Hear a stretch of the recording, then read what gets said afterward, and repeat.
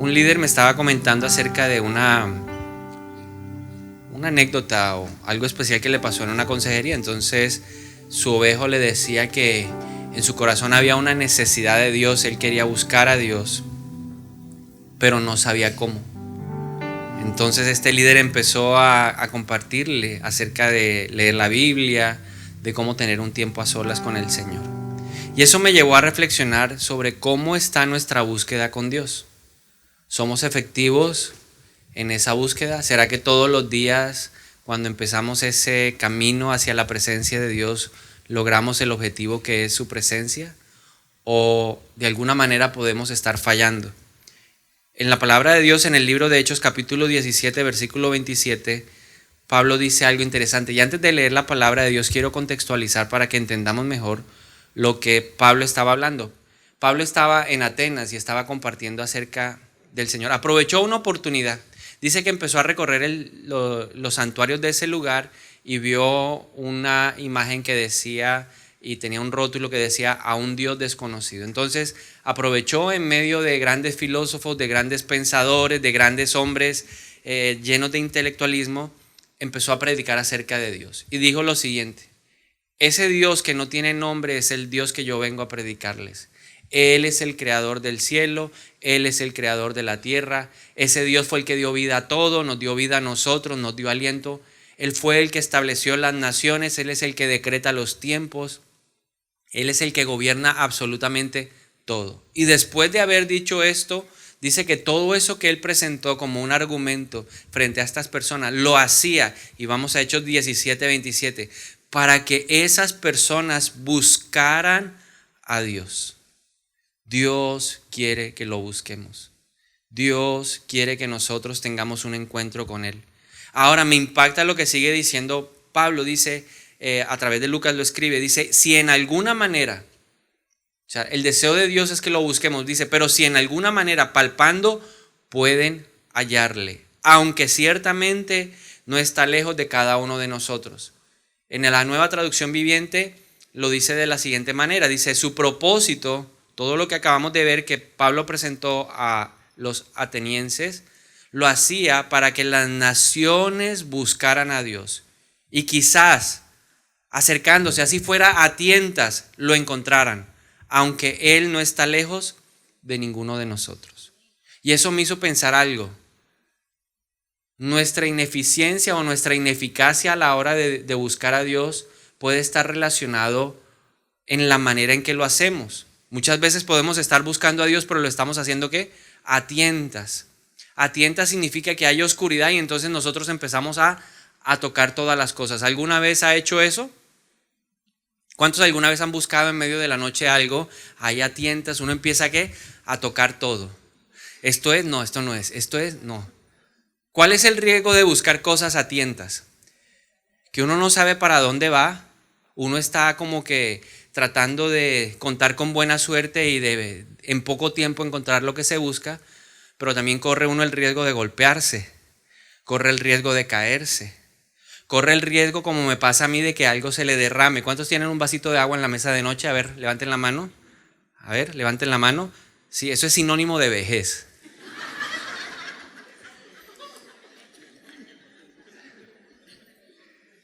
Y se nos riega el agua. Y hacemos todo un desastre porque no sabemos cómo buscar las cosas. La mejor manera para buscar algo es con luz. La luz es lo que elimina la oscuridad. Entonces yo puedo estar buscando a Dios, entiendo que el deseo de Dios es que yo lo busque, entiendo que el deseo de Dios es que yo lo encuentre. Él no está lejos, pero yo puedo estar haciendo mal esa búsqueda. Y por eso Pablo dice, en una versión lo podemos estar buscando a tientas y en la otra versión dice que podemos estar buscando ahí de manera palpable, o sea, palpando, tocando. Estas dos palabras son interesantes y podemos ver algunos sinónimos que nos ayudan a entender por qué hacemos mal la búsqueda. Sinónimos de a tientas, con duda, con incertidumbre, sin tino. Sinónimos de palpar, superficial. A veces o muchas veces en ese, aunque tengo el deseo de buscar a Dios, lo estoy haciendo sin tino. O sea, no le pego a nada. O puedo estarlo haciendo de manera ¿qué? Superficial.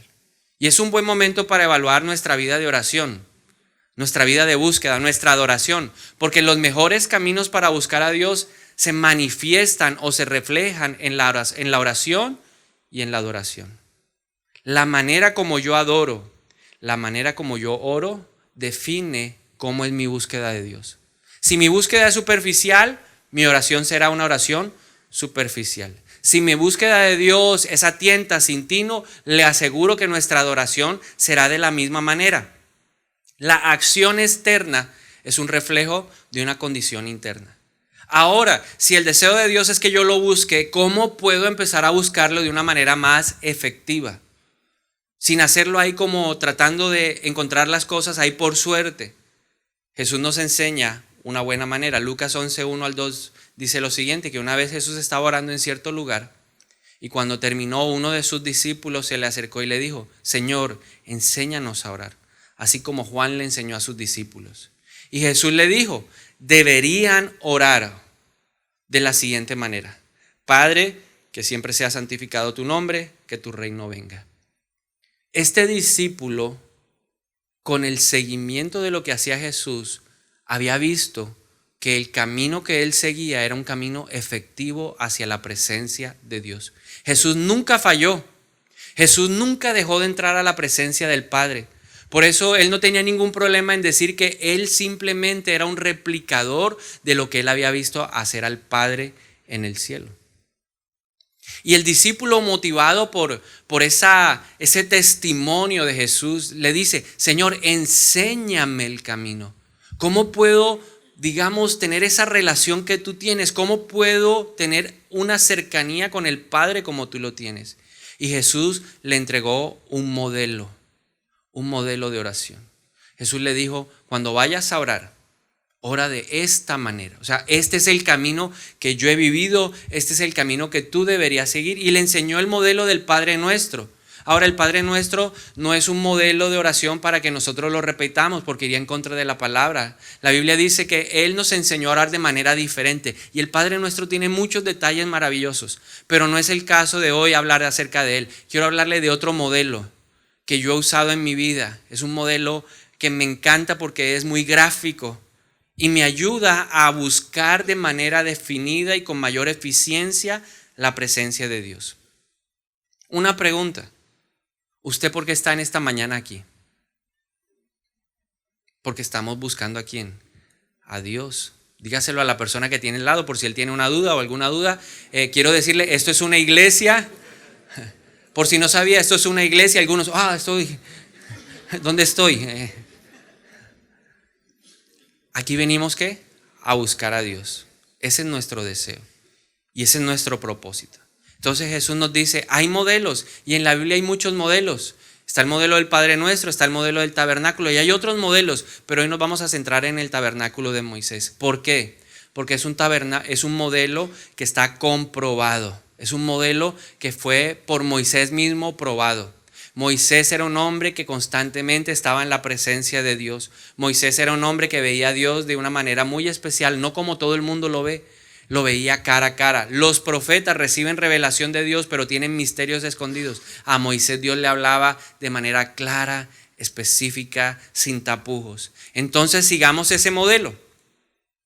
¿Cuántos de ustedes nunca han visto una foto o conocen el modelo o el tabernáculo de Moisés? A ver, levanten la mano los que nunca han visto, no saben, no tienen ni idea. No se preocupe, que la intención es que lo vea hoy por primera vez y aprendamos juntos. A ver, pongamos aquí está el modelo.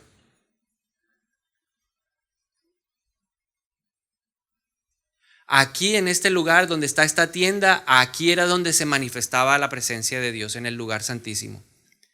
¿Se acuerda cuando dice que entonces bajaba, descendía la nube y se posaba ahí en este lugar? Era un campamento que era armable y desarmable, era móvil. Cuando tenían que movilizarse, los levitas a los que se les había asignado la función lo desarmaban siguiendo unas reglas que el Señor había establecido a través de Moisés, y se movilizaban, y cuando llegaban a otro lugar volvían y lo levantaban. Estaba rodeado por todo este perímetro, esta malla, o digamos aquí este contorno que lo rodeaba y lo protegía. Estas cortinas tenían 2 metros 25 centímetros de altura. porque querían mostrar una separación. La gente afuera de eso no podía ver lo que sucedía adentro. El que quería participar, el que quería ofrecerle algo especial al Señor, una ofrenda, tenía que entrar. ¿Por dónde? Aquí se ve la puerta. La única forma de entrar y participar de todo lo que aquí se realizaba para disfrutar de la presencia de Dios se hacía en la puerta. Y eso nos muestra lo primero que debemos hacer a la hora de orar o a la hora de adorar. Hay que dirigirnos a la puerta. Juan 10:9, Jesús se define como la puerta. Él dice, yo soy la puerta. Los que entren a través de mí serán salvos. Entrarán y saldrán libremente y encontrarán buenos pastos. O sea, hay una promesa. Aquí está la puerta, aquí está la puerta. Y el Señor nos promete, Jesús al presentarse como la puerta dice, si ustedes entran a este lugar, lo que ustedes van a encontrar es pastos buenos. Ahora, la Biblia nos presenta de una manera muy particular a cada uno de nosotros. La Biblia dice que nosotros somos ovejas. Y la pregunta sería entonces, ¿y qué comen las ovejas? Mira el de al lado y dígale, come pasto. ¿Qué nos está prometiendo el Señor? Que si nosotros vamos a la puerta y entramos y participamos de toda la ceremonia que se realizaba en este lugar, comeremos buenos pastos. Dios siempre tiene lo mejor para cada uno de nosotros. El hecho de llegar a la puerta es un acto voluntario. Yo tengo que buscar la puerta. La puerta nunca me va a buscar a mí.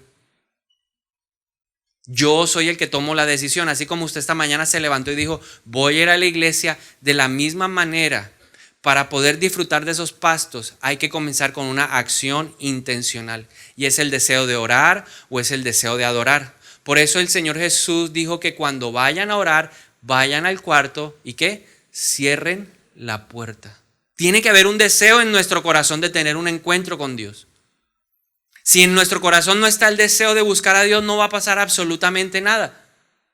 Eso se ve mucho en la iglesia. Hay gente que viene y uno dice, ¿pero a qué viene? Si a la iglesia venimos a buscar a Dios, ¿por qué no le veo la actitud correcta para buscarlo? ¿Por qué no buscamos la puerta? Si la puerta es Jesús, pues yo tengo que empezar a exaltar el nombre de Jesús. Si la puerta es Jesús, yo debo reconocer quién es la persona de Jesús. Él se presentó como el camino, la verdad y la vida. Él dijo que Él era el único que podía mediar entre Dios y los hombres. Él fue el que dijo, nadie puede ir al Padre si no es a través de mí. Entonces tenemos que empezarnos a preguntar si en realidad en nuestro corazón hay un deseo de buscar a Dios. Lo que nos acerca a la puerta es la necesidad y el deseo de buscar a Dios. Si yo tengo eso, Dios me posiciona frente a la puerta, pero necesito algo que me dé acceso. Normalmente una puerta se abre ¿con qué? Con una llave. Entonces necesitamos una llave que abra la puerta para que nosotros podamos continuar y disfrutar lo que hay adentro, porque adentro hay cosas preparadas para cada uno de nosotros. La llave que abre esa puerta está referenciada en el Salmo capítulo 100, versículo 4. Dice, entren por sus puertas con acción de gracias. Vayan a sus atrios con alabanza. Denle gracias y alaben su nombre. ¿Cuál es la llave? La gratitud. Y la consecuencia de la gratitud, o sea, la gratitud va acompañada de otra llave y se llama la alabanza. Esas dos juntas abren la puerta para que yo pueda empezar a disfrutar lo que hay adentro. Eso no implica que ya encontré a Dios. Estoy apenas comenzando ¿qué? Un camino. Pero al ser tan gráfico, eso me permite entender que yo no puedo aparecer abruptamente en el lugar santísimo. Porque hay que entrar ¿por dónde? Por la puerta. ¿Por dónde entra la gente correcta a una casa? ¿Por dónde entran los ladrones? Por la ventana. O se meten por el patio. O por el techo. Y a veces nosotros, sin darnos cuenta a la hora de orar, parecemos ladrones. No hemos recorrido un camino, no hemos entrado por la puerta, entonces nos queremos volar el techo y aparecer delante de Dios. ¡Heme aquí! Hay un camino correcto. Ahora usted se preguntará, ¿por qué? Porque hay que seguir cierto orden. ¿Por qué Jesús dejó un modelo? Porque cuando hay orden en nuestra vida, Cuando hay cosas para seguir, eso nos da seguridad. No vamos a andar ¿a qué? A tientas. No vamos a andar palpando las cosas a ver si eso no es.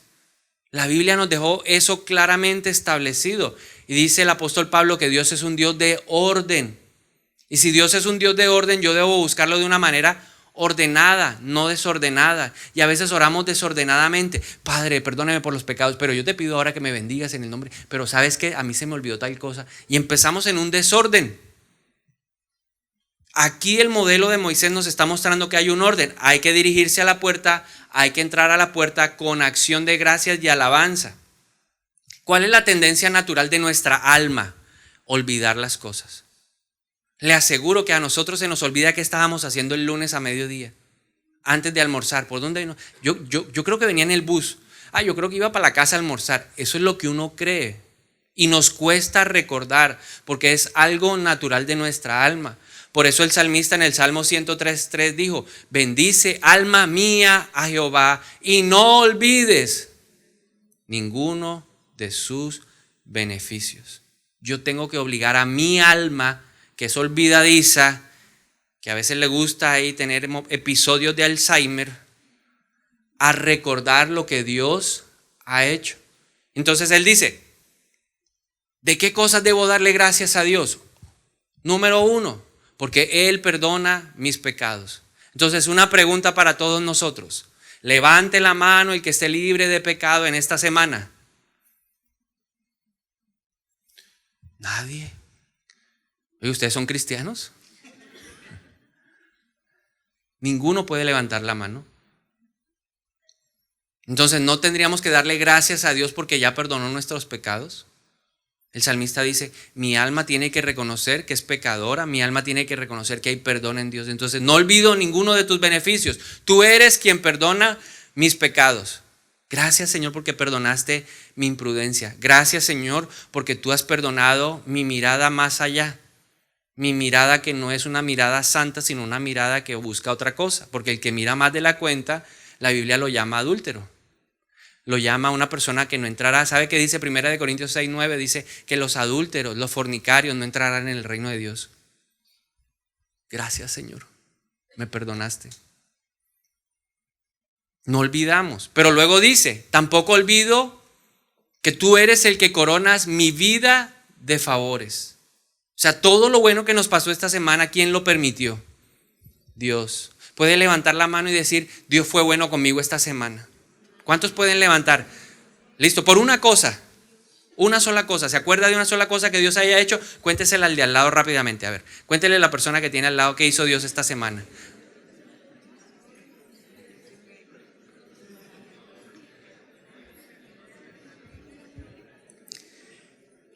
Esta pregunta es como cuando el profesor le decía: ¿cuánto es el seno de 30? Sí, eso es lo mismo. Cuando uno le dice de un testimonio acerca de lo que Dios ha hecho, empieza uno siempre deseaba que otro respondiera, que otro responda, que otro responda, que otro responda. A ver, ¿quién me salva la patria? Porque nos cuesta recordar que los beneficios de Dios. Los beneficios de Dios. Él corona mi vida de favores. Y el salmista no solamente dice perdona, corona mi vida de favores, sino también quien me sana, el que sana todas mis dolencias, el que me sacó esta semana del desánimo que amanecí el lunes o el martes, de la tristeza, de la soledad. Él es el que sana, porque Él tiene un bálsamo especial. Es el buen pastor que cuida cada una de sus ovejas. Eso debería llevarme ¿a qué? A que mi boca empezara a expresar gratitud. Mi boca expresa alabanza. Y entonces las puertas se abren. Y apenas se abren las puertas, entramos a un lugar que se llaman los atrios. En los atrios era donde se llevaban los animales. La gente que quería presentar una ofrenda al Señor llevaba a su animalito y lo entregaba en ese lugar. Lo primero que encontramos una vez entramos a los atrios es el altar de bronce. Usted o nadie podría en esa época evadir este primer lugar. Cuando estemos orando, siguiendo este modelo, no lo podemos evadir. Porque este lugar es muy importante.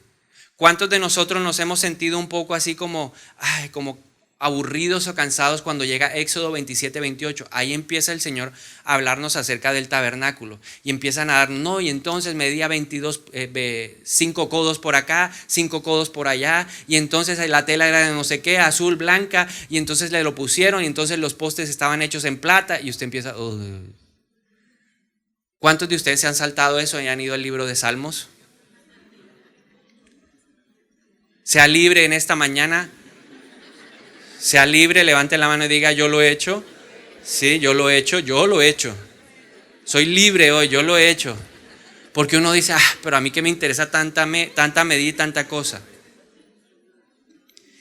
Y resulta que el Señor lo que entregó a Moisés fue un diseño. Y en cada detalle hay una enseñanza. Entonces enfoquémonos por un momento en la primera caja de madera. El altar del sacrificio o el altar del holocausto. Era una caja de madera que tenía 2.25 metros de largo por 2.25 metros de ancho. Era un cuadrado. Y tenía 1.35 metros de altura. Era una caja que había sido hecha en madera de acacia y estaba recubierta por bronce. Ahora, estos son dos hechos interesantes. En las 4 esquinas, como usted alcanza a ver, hay unos cuernos. Esos cuernos tienen una interpretación. Lo que Dios nos estaba mostrando en esta caja es un símbolo. La madera era hecha de acacia y no de teca o de cedro o de roble, porque la madera de acacia casi no se pudre. Ella iba a estar recubierta y la humedad, el estar encerrada, que no le diera luz, hace que las cosas se pudran. Si no, miren Montería, deje unos zapatos guardados en el closet y póngaselos un año después a ver si no están podridos. ¿Cuántos han quedado chancleteando por ahí?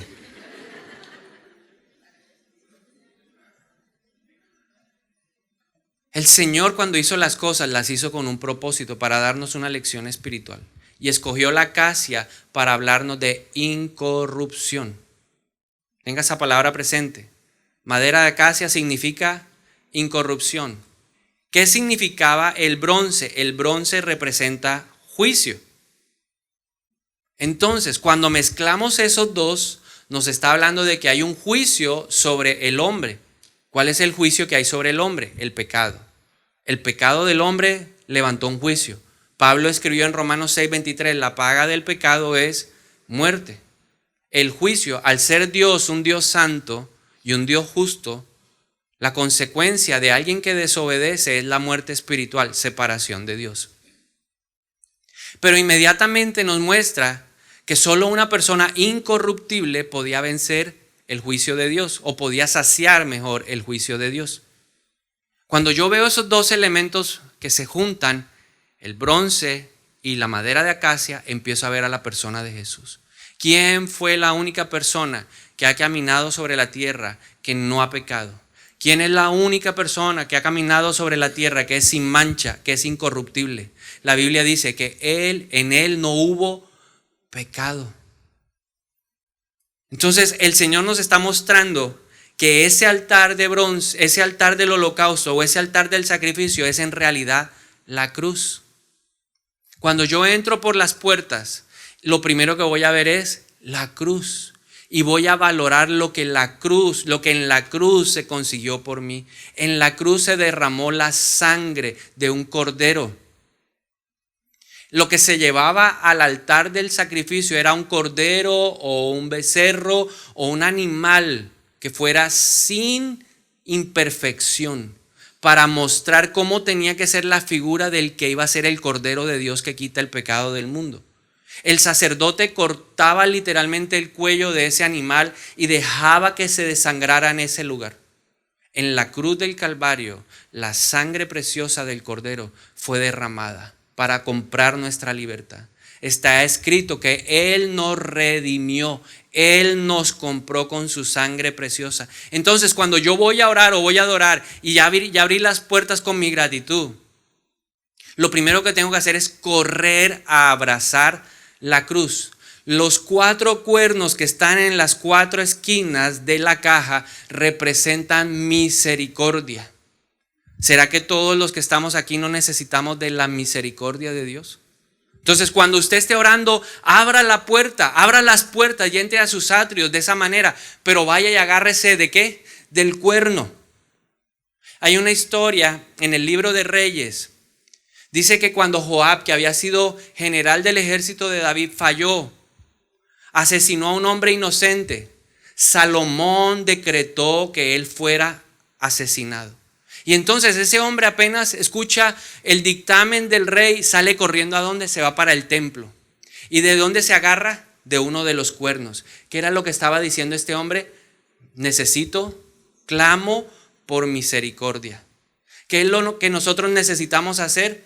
Clamar por misericordia. Que Dios no nos destruya. Esa tiene que ser mi oración. Valoramos lo que se hizo en la cruz. ¿Cuáles fueron los beneficios de la cruz para nosotros? Que somos perdonados, que nos hace santos, que nos justifica por la fe, que somos templo del Espíritu Santo, que el pecado fue vencido en la cruz por nosotros. Creo que es suficiente para decirle al Señor, gracias porque no me tocó ir a mí a la cruz.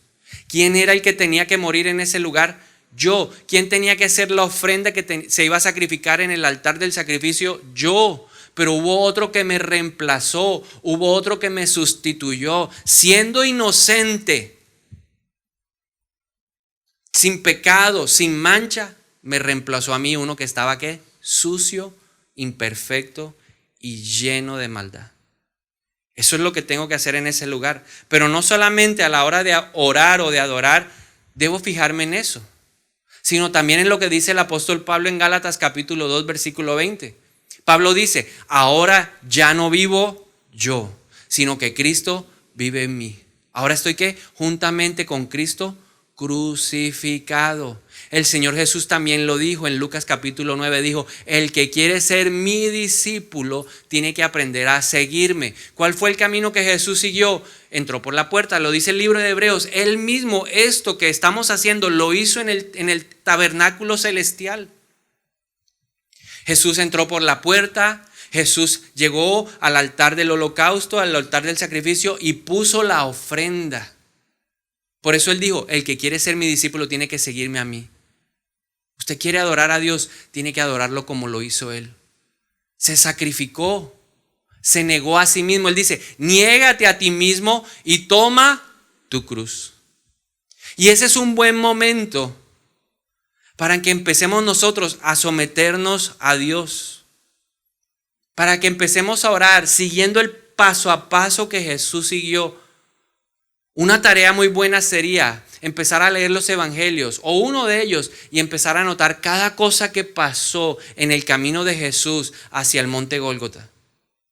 Jesús esa noche oraba en Getsemaní y dice que empezó a orar y le dijo, Padre, si es posible, pasa de mí esta copa amarga, pero que no se haga mi voluntad sino la tuya. Y yo me veo y me miro frente a lo que Jesús hizo y me pregunto, ¿será que yo soy una persona que hace lo que Dios quiere? ¿Será que estoy siguiendo su voluntad o mi propia voluntad? Y estoy orando, pero estoy siendo confrontado por lo que el Señor me quiere decir. Después de eso, ¿qué pasó? Lo arrestaron y se lo llevaron a la casa del jefe del Sanedrín. Y en ese lugar empezaron a buscar la forma de hallarlo culpable, aún acusándolo falsamente. Y cuando empecé a seguir ese camino, yo me hice la pregunta, ¿cuál es mi reacción cuando a mí me acusan falsamente? Dice la Biblia que Jesús no pronunció nada. Jesús no dijo nada, inclusive cuando le dijeron blasfemia y el sumo sacerdote se rasgó el vestido. Jesús no dijo nada. Cuando estaba parado frente a Pilatos no dijo nada. Pero pregunta, ¿qué pasa cuando en tu casa tu esposa te acusa falsamente? Cuando tu papá te dice algo que tú consideras injusto. Cuando tu esposo te dice algo que tú consideras que no es así como tú piensas. ¿Cuál es nuestra reacción natural? Y ahí yo veo que yo no me parezco a ¿quién? A Jesús. Y estoy orando. Y estoy adorando. Jesús se dejó humillar. Él no puso resistencia. No me quiten la ropa. Jesús dijo, la van a quitar, quítenla. A él le pusieron una corona de espinas. Y eso me habla a mí acerca del orgullo. ¿cómo estoy yo con mi orgullo? Ah, pero a mí, ¿por qué me van a pisotear? ¿Quién dijo? ¿Quién dijo? Él dijo, si alguien te pega en la mejilla, pon la otra. Ya no impera la ley del ojo por ojo, diente por diente. Ah, que me va a gritar. Ay, mijita, usted no conoce con quién se está metiendo. Usted está buscando el que salga el Gómez viejo. Ah. Yo creo que Jesús dice, ay Dios, Padre, por favor, gracias, tenemos abogado e intercesor en el cielo. Ahí es mejor que agárrese de dónde. Ay, del cuerno de la misericordia. Ay, perdóname, Señor, me agarro del cuerno. Entonces, viendo a Jesús, tenemos que aprender que ese es un buen lugar para aprender a someter nuestra boca, nuestras palabras, nuestro corazón, nuestro orgullo, nuestras decisiones. Y ahí ya puedo dar el paso al siguiente lugar. ¿Cuál es el siguiente lugar? La fuente de bronce. Aquí está la fuente de bronce. Para pasar a la fuente de bronce, primero teníamos que ir a ¿dónde? Al altar del sacrificio. Ahora, la fuente de bronce tenía algo particular. Ya ahí no iba todo el mundo. El pueblo que no era levita, el pueblo que no era sacerdote, no podía llegar a ese lugar. Nosotros hoy sí podemos ir a ese lugar, porque la Biblia dice que tú y yo somos sacerdotes. O sea que ese lugar está habilitado para nosotros. La fuente de bronce tiene una particularidad. Y es el material en el que fue hecho. Dice la Biblia que el Señor le dijo a Moisés, pídele a las mujeres que cuidan la puerta del tabernáculo que nos den sus espejos. Ahora, los espejos no son los espejos convencionales de nosotros. En esa época el espejo era un bronce reflectante. Y entonces el hombre escogido para tallar esa figura y tomó los materiales que le dieron e hizo esa fuente de bronce que estaba llena de agua. ¿Por qué estaba llena de agua? Para permitir el reflejo de la persona cuando se acercaba a ese lugar. ¿Qué hacía el sacerdote después de haber ofrecido el sacrificio? Iba a la fuente de bronce y se lavaba las manos y los pies. ¿Cuál es el espejo que nos permite a nosotros identificar que tenemos manos sucias y pies sucios? David dijo, solo el de manos limpias, Salmo 24 dijo, solo el de manos limpias puede ir a la presencia de Dios. Las manos y los pies son la representación de nuestra vida. Por eso hay que lavarlas. ¿De qué? Del pecado. ¿Y cómo me doy cuenta de que soy pecador? Pues Pablo dijo, la ley es buena y la ley fue dada para que yo me diera cuenta que soy pecador. ¿Cuál es el espejo que tenemos que usar para ver nuestra vida y evaluar si somos pecadores o no somos pecadores? La palabra de Dios. Por eso una persona que no lee la Biblia no puede pasar de ahí. Porque ¿qué se va a lavar? La persona sucia, la persona impura, no podía entrar al tabernáculo. Si alguien había tocado un animal muerto, tenía que ir ¿a qué? A purificarse, tenía que quitarse la ropa, bañarse de nuevo, los mandaban a afeitarse todo. Y a veces nosotros con las manos sucias, los pies sucios, la vida llena de pecado, queremos llegar al lugar santísimo, a hablar con el Señor. Y resulta que la Biblia dice que sin santidad nadie puede ver a Dios. Y entonces empezamos ¿a qué? A palpar. Y usted piensa que está hablando con Dios y está hablando con otra cosa, con demonios. Y el lugar santísimo se llena de demonios. El enemigo también se viste de luz. Y le hace a uno creer que uno tiene relación con Dios. ¡Wow! Tuve una experiencia, claro, demoníaca. Nos lavamos las manos, los pies. Y David lo entendió muy bien y por eso le dijo a él, Señor, examíname, pruébame y conóceme y ve si en mí hay camino de perversidad. Pero eso no es algo que pasa en 5 minutos. Un buen examen toma tiempo. Antes, cuando uno iba al doctor, el doctor se tomaba ¿qué? Su tiempo. Cuando uno iba al doctor hace muchos años, uno sabía que podía pasar ahí un día entero. Se sabía a qué hora se entraba, pero no se sabía a qué hora se salía. No como ahora, uno entra y a los 20 minutos están diciendo, bueno, ya. No, doctor, lo que pasa es que me duele el oído derecho. Ok, perfecto. Quítese la ropa, póngase la bata, hágame el favor. No, doctor, pero es que me duele el oído derecho. No importa, lo voy a examinar. Y empezaba por los pies, lo palpaba, iba subiendo y luego tomaba el martillito y le decía, vamos a ver cómo están los reflejos. No, pero doctor, es que a mí me duele el oído. No importa. Lo ¿cómo es? Auscultaba. Y le ponían ahí el aparatico y le escuchaban la frecuencia cardíaca, le tomaba el pulso, reconfirmaba, luego le revisaba los signos vitales, abra el ojo y finalmente llegaban ¿a dónde? Al oído. Finalmente llegaban al oído. ¿Tomaba qué? Tiempo. ¿Qué significa eso? Que en mi búsqueda de Dios yo tengo que tener tiempo para que Él me diga. Salmo 19:5 dice que hay pecados que me son ocultos. No los veo.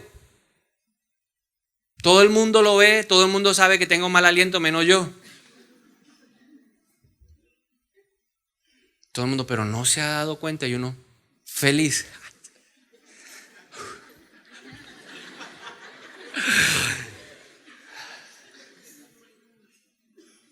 Primera de Corintios 11:31 dice, si nos examináramos a nosotros mismos, Dios no nos juzgaría de esa manera. En ese lugar nos preparamos, nuestras manos se limpian, porque el lugar que viene a continuación es un lugar santo. Todos los utensilios que siguen a continuación son utensilios santos. Lo que iba a tocar el sacerdote eran cosas santas. Santas. Entonces nosotros no podemos entrar a un lugar sin habernos preparado, sin haber visto cómo está nuestra vida. ¿Cuánto tiempo toma? No sé. 10, 15 minutos, depende de nuestra ceguera. Y luego de eso, ahí sí estamos preparados para pasar al siguiente lugar. Pero antes hay que tener en cuenta lo siguiente. Ese lugar por el que hemos transitado hasta ahora es un lugar lleno de ruido. Los atrios son un lugar lleno de ruido. El ruido de mi pensamiento, el ruido de mis emociones, el ruido de la calle, el ruido del mundo, el ruido de mi familia, el ruido de lo que me han dicho, que toda la situación económica está mala, terrible, que Colombia, que qué horror, que qué cosa, qué situación. ¿Y usted se llena de qué? De ruido. Usted va lleno de ruido. En los atrios lo único que se oía era a los animales haciendo ruido. Todos me dijeron que habían pecado esta semana. Imagínese hoy domingo diciéndole, hoy es el día que vamos aquí a redimir los pecados, traigan los animales. Imagínese el ruido aquí de todo este poco de nosotros. Todo este poco gente aquí con palomas, toros, becerros, carneros, corderos. ¿Usted se imagina el sancocho que habría aquí? Ruido. Y Dios lo que nos está diciendo es que en nuestra vida hay mucho ruido y necesitamos silenciar el ruido. Y por eso pasamos a otro lugar que se llama el lugar santo. Aquí había otra puerta, otro velo, otra cortina. Este es un lugar cerrado, ya no es un lugar abierto. No es un lugar donde abundan las multitudes, es un lugar reservado para los sacerdotes.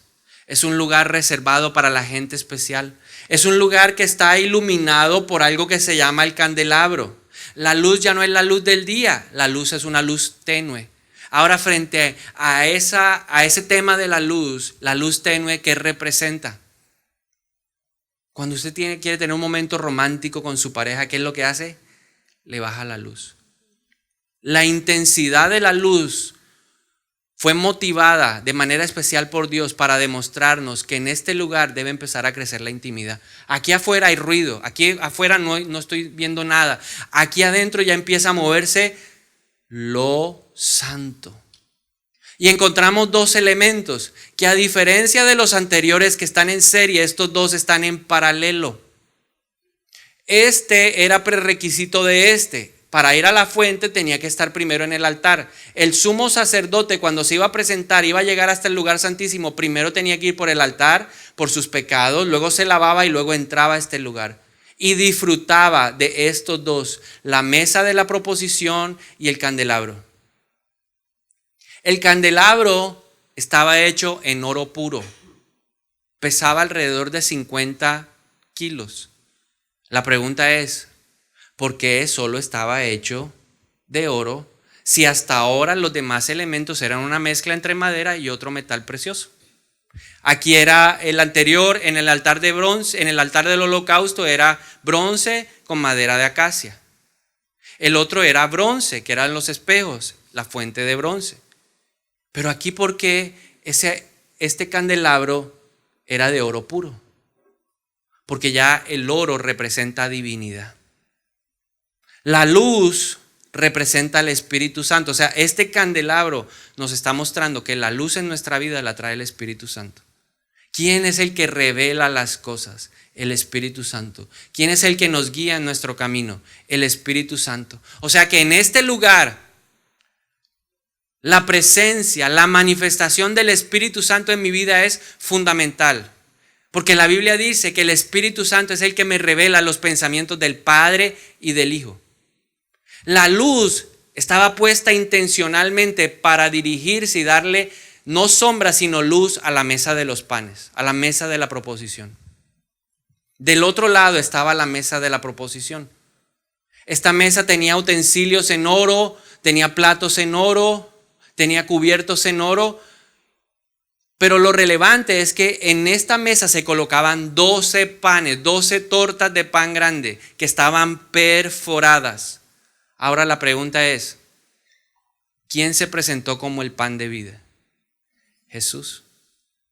Esta mesa estaba hecha de madera de acacia, pero ya no recubierta de bronce, sino de oro. Si la mesa de acacia con el bronce representaban a Jesús en una forma, esta mesa está representando a Jesús de otra manera. En los atrios, la representación que se hace en el altar del holocausto es Jesús como hombre. Esta mesa de los panes representa a Jesús como Hijo de Dios. Cuando yo entiendo eso, primero trato con lo que Jesús hizo en mi vida como hombre, pero cuando estoy en el lugar santo ya lo veo como el Hijo de Dios. Y entonces le puedo atribuir a Jesús todas las cosas, todos los atributos del Padre son los mismos del Hijo. Si el Padre es todopoderoso, el que está en esa mesa es todopoderoso. Si el Padre es sanador, el que está sentado en esa mesa es sanador. ¿Por qué una mesa? Porque la mesa representa comunión.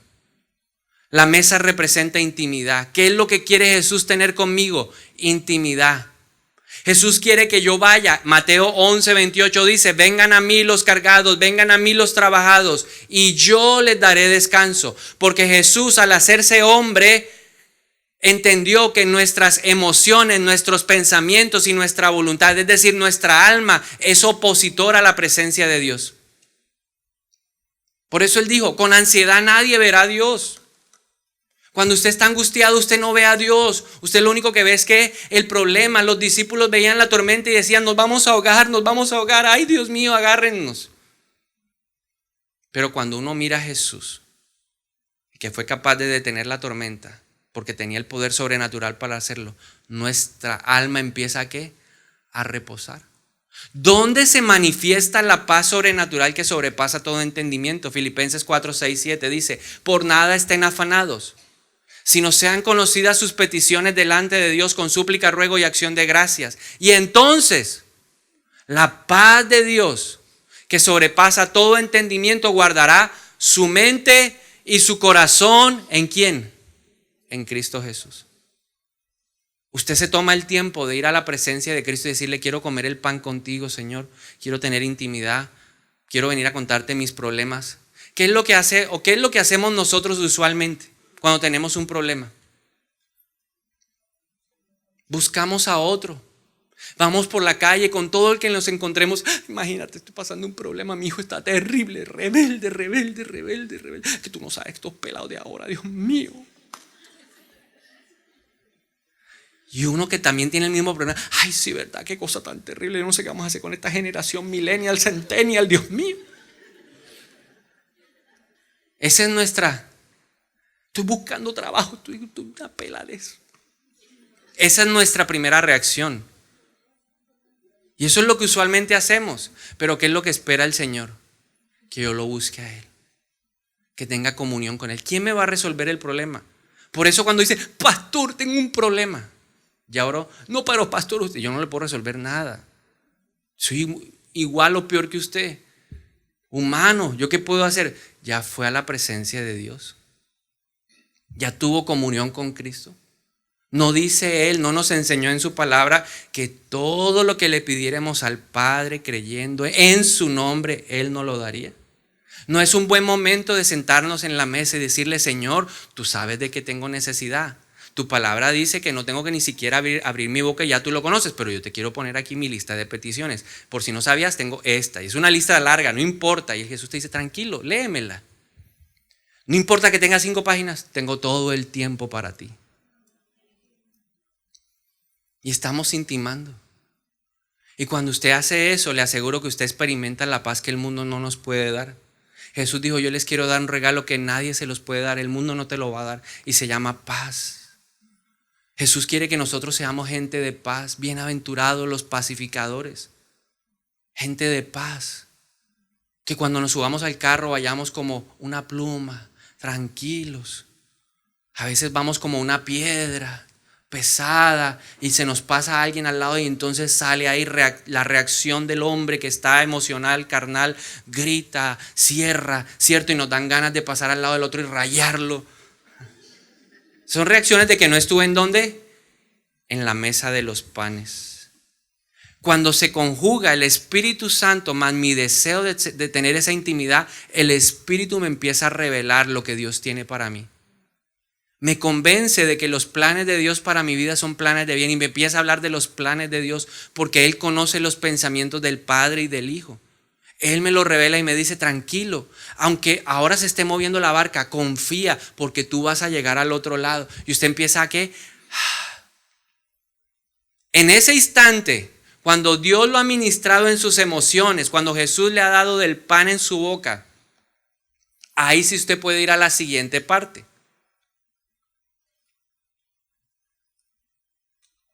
El altar del incienso.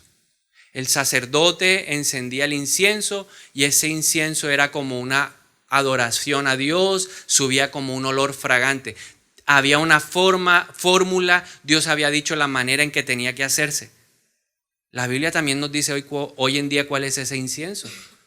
Y es la adoración, fruto de nuestros labios. David por eso dijo: Señor, que los dichos de mi boca sean de tu agrado. Por eso Santiago dijo: no podemos ser fuente de sal con la boca y fuente de agua dulce. Porque aquí rendimos adoración en este lugar. Encendemos el incienso y empieza a subir. Ahora, un hecho importante. Este era un evento que se hacía constantemente. Hasta ahí, todos los días, iban rotando los sacerdotes. A mí me toca el turno de 8 a 2, a ti de 2 a 10 y el otro de 10 a 6 de la mañana. Siempre había alguien ofreciendo ¿qué? Adoración. Alguien estaba pendiente de que el fuego del candelabro no se apagara, que el pan no estuviera viejo, se renovaba con cierta periodicidad.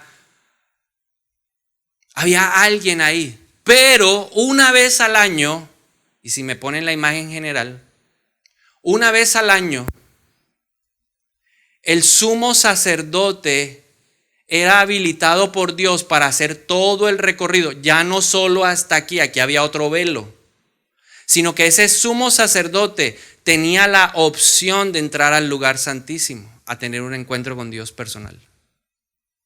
Él tenía que presentar una ofrenda por su pecado, tenía que lavarse, tenía que verificar que hubiera luz en el candelabro, que los panes estuvieran ahí, ofrecía adoración y luego de eso, una vez al año podía entrar a la presencia de Dios. ¿Cómo lo hacía? Encendía el altar del incienso, sacaba el incienso y empezaba a adorar a Dios. Y ponía un poco de lo que se estaba ahí levantando dentro de un incenciario. ¿Qué produce el incenciario? Humo. Entonces él empezaba: hoy es el día en donde yo voy a entrar a la presencia de Dios. Y empezaba. Esto me lo imaginé yo. Me imagino porque tenían que llenar el lugar santísimo con el humo, que él con el pie movía suavemente la cortina. Porque el que se atreviera a poner un pie allá sin autorización moría. Y pasaba la mano con delicadeza. Hasta que ese lugar se llenaba ¿de qué? De humo. Cuando ese lugar tenía el suficiente humo, él decía, ha llegado el momento de entrar a la presencia de Dios. ¿Por qué? Porque Moisés les había enseñado que ninguna persona podía ver a Dios cara a cara. El que veía cara a cara a Dios, estaba condenado a morir. Porque no hay nadie, humanamente hablando, que sea capaz de ver a Dios. Porque Dios es santo, santo, santo. Cuando Moisés le dijo al Señor, déjame ver tu gloria, el Señor le dijo, te voy a mostrar un poquito lo que tú resistes. Porque si te muestro todo, si te muestro mi cara, te mueres. Y le dejó ver una porción de su gloria. Lo metió en una piedra, ahí había una piedra que tenía un hueco y lo metió ahí y pasó. ¿Qué hay en el lugar santo? Está el arca del pacto que representa la presencia de Dios. Cuando Dios llegaba y se manifestaba, su nube bajaba, la columna de fuego bajaba. ¿Y sabe qué pasaba ese día? Todo el mundo estaba a la expectativa de lo que pasaba con el sumo sacerdote. Todos esperaban ese día del año con un ansia especial. Todos querían que la nube bajara porque era una manifestación, una respuesta de que Dios aceptaba su sacrificio. Porque el sumo sacerdote presentaba el sacrificio por él y por el pueblo. Diferencia con nosotros ahora. El velo ya está rasgado y no hay que esperar un año. Todos podemos entrar. Mira al lado y dígale, todos podemos entrar. ¿Qué es lo triste? Que no todos quieren entrar. Hay mucha gente que viene a la iglesia y no quiere entrar. Pero usted ¿cómo lo sabe, pastor? ¿Usted cómo sabe que no todos quieren entrar? Porque cuando yo miro, hay muchos que tienen mala actitud al adorar. ¿Qué es lo que nos permite entrar? El incienso, adoración. Y si mi corazón tiene una mala actitud, yo no estoy adorando. Puedo estar cantando, aleluya, aleluya. Que ahora se acabará esta vaina. Nuestro Dios poderoso. ¿Conoce a alguno así? Mira al de al lado y dígale, tranquilo que no eres tú.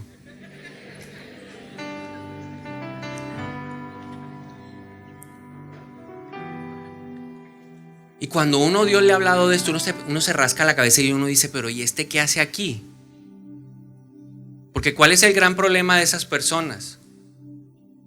Que por causa de ellas, Dios no se puede manifestar de una forma superior. Porque ellos no resistirían la gloria que Dios quiere dar. Entonces se vuelven un estorbo para nosotros. Entonces estamos orando para que todas esas personas se vayan. Y nos dejen a los que sí queremos adorar, que nos permitan disfrutar de la gloria de Dios. Moisés le dijo al Señor, déjame ver tu gloria. Y el Señor le dijo, voy a hacer dos cosas contigo. Número uno, te voy a mostrar mi bondad, para que usted vea lo que pasa en el lugar santísimo. Dios le dijo, te voy a mostrar mi bondad. ¿Será que nosotros no necesitamos la bondad de Dios? Porque David dijo, ciertamente hubiese yo desmayado si no creyese que veré la bondad de Dios en la tierra de los vivientes. Porque David dijo, ciertamente el bien y la misericordia de Dios me seguirán todos los días de mi vida. ¿Por qué lo dijo con tanta seguridad? Porque él estuvo en el lugar secreto. Porque David dijo, yo quiero estar todos los días de mi vida delante de ti, en tu presencia. Prefiero este lugar a todo el palacio del rey. Quiero estar todos los días de mi vida adorando al que es santo. Yo quiero deleitarme en tu santidad. Y el Señor le dijo a Moisés, te voy a mostrar mi bondad. Y número dos, le dijo, voy a proclamar mi nombre delante de ti. Y le dijo, Yahweh. ¿Será que no necesitamos el nombre de Dios hoy? ¿Cuál es el nombre del sanador? Jehová Rafa. ¿Hay alguien enfermo hoy en este lugar? Vaya al lugar santísimo. No espere a que otro lo haga. Ay, pastor, ore por mí, impóngame las manos. Hay uno que tiene la sanidad perfecta y se llama Jehová Rafa. Dígale, Señor, yo quiero que proclames tu nombre delante de mí. ¿Hay alguno que tiene problemas financieros hoy? La solución no está en el hombre. Humíllese, Siga el camino y llega al lugar santísimo y dígale: Señor, necesito que el nombre de Jehová Jireh sea manifestado. Proclama tu nombre sobre mi vida hoy. Éxodo 34. Moisés dice: voy a seguir lo que el Señor me dijo. Y empezó el camino. Subió a la montaña. Dios se manifiesta y le dice: no solamente proclamaré mi nombre, no solamente te mostraré mi bondad, sino también hoy, en viendo tu corazón y viendo la clase de persona que tú eres, te voy a mostrar mi amor inagotable. Te voy a mostrar cómo soy un Dios perdonador. Perdono tu iniquidad, perdono tu rebelión, perdono tu pecado. Y entonces uno empieza a rascarse la cabeza: ¿y por qué a ese le va mejor que a mí? Porque ese busca la presencia de Dios, porque en él se cumple lo que dice la palabra. Cristo rompió mis maldiciones.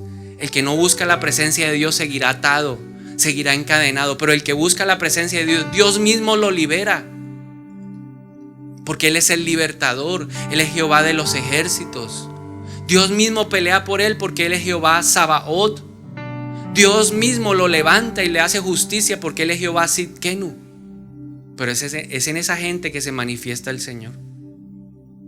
Y dice que después de que Dios proclamó su nombre sobre él y que le mostró su amor, su bondad, su perdón, su misericordia, Moisés entonces se postró y adoró al Señor. ¿Qué es lo que hay en el lugar secreto? ¿Qué es lo que hay en el lugar santísimo siempre? Adoración. Por esa razón el Padre busca adoradores. No busca otra cosa, busca ¿qué? Adoradores. ¿Quieres ver el bien y la bondad del Señor? Conviértete en un adorador. ¿Quieres ser bendecido por el Señor? Conviértete en un adorador.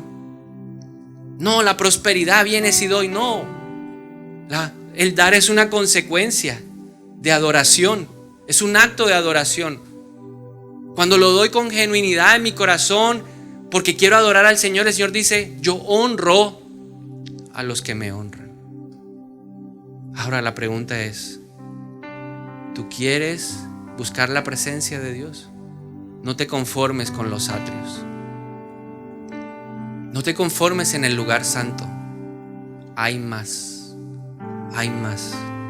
Y el Señor te lo quiere decir en esta tarde: hay más. Y por eso te queremos adorar. Cambia nuestra actitud, Espíritu Santo.